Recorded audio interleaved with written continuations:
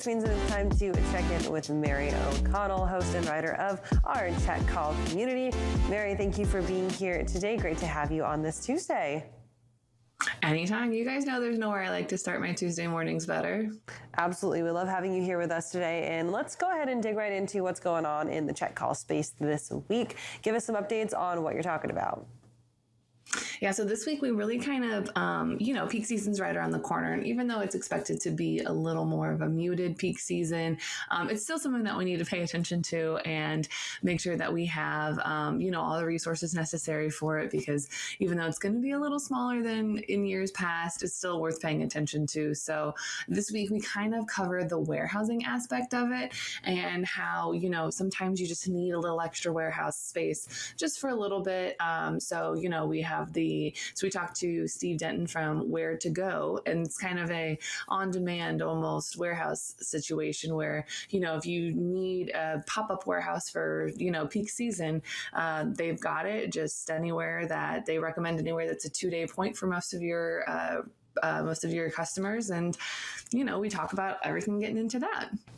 So this idea of flexible warehousing and flexible warehouse space isn't necessarily something that's new to the industry, but it's something that is honestly really useful and can be really helpful, especially during a peak season where, like this year, we don't really know what's going to happen, right? And things are going to happen quickly to when your products need to get where they need to go. And it's funny because, of course, you can't talk about this without the pun of Ware2Go. That's the whole point of why they named that company that. But that's the really interesting part about this year in particular, right? Because we know that it's going to be different than what demand planners have seen the last 3 years. And that's nobody's fault other than just the fact that the complete economy has changed and we are not in this COVID peak anymore. It's really going to take a toll on some of those shippers who maybe over-invested in their warehouse space. They'll see higher payments than they wanted.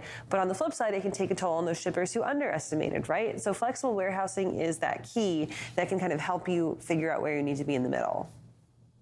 Oh, absolutely. So one of the things we actually get into in the episode is, the importance of demand planning and how, you have a lot of people who want to, run promos and all this other stuff, but usually the marketing arm doesn't end up talking to the sales arm or the logistics arm. So everyone needs to remember to come together, because it's pretty important if you're going to have a warehouse sale and send out an email and offer a bunch of discounts. It's pretty important that your warehouse should also know.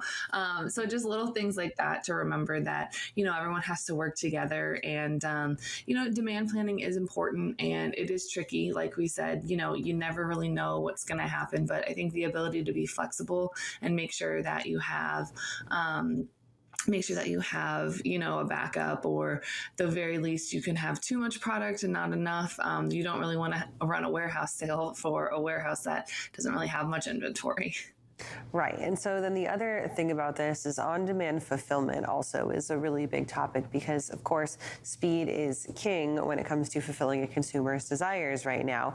Is that something that we are also seeing as one of the perks of flexible warehousing, is the fact that if you have more products spread out over a larger kind of geographical footprint, you can decrease that shipping time and really cater to the expectations of the consumer. But again, on that flexible basis, you have the ability to adjust as you need to go. Oh, absolutely. So that's one of the things that actually Steve brought up first, is that there's been a rise of customers for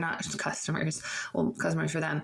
There's been a rise of shippers setting up and getting extra warehouse space on random spots, seemingly random spots all over the country, because that's within a 2-day point for most of their customer base. So that's something that is absolutely crucial. Even though if you're not Amazon and you're not selling on Amazon, there is still that Amazon effect that people are used to getting their stuff within a couple of days. So it's really important that people kind of remember that and make a point to, give their customers what it is. Because, even between you and me, I don't really like waiting for 5 to 7 days for shipping. It's really obnoxious.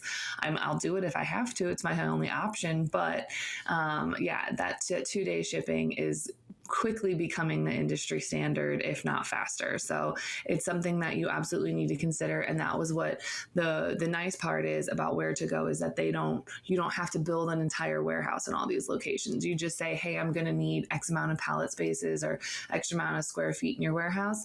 And then they've got it taken care of.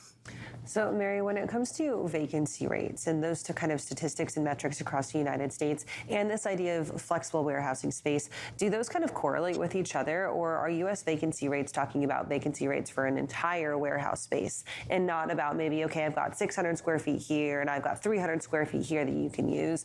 And should we be looking a little more granular, a little more specific at some of these warehouse vacancy rates and the space that is usable and is not being used?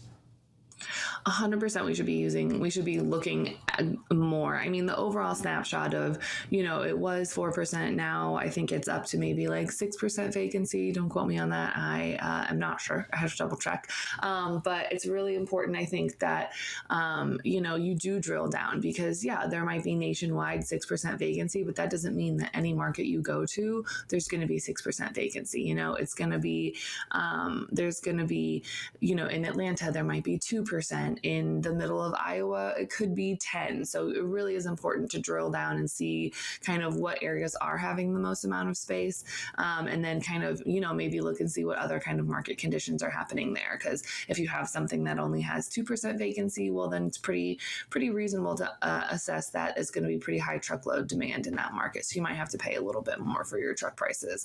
And so we're just kind of, it's that combination of everything of, getting the overall picture of the market and knowing that that's going to play a bigger impact on that warehouse space versus just the openings necessarily.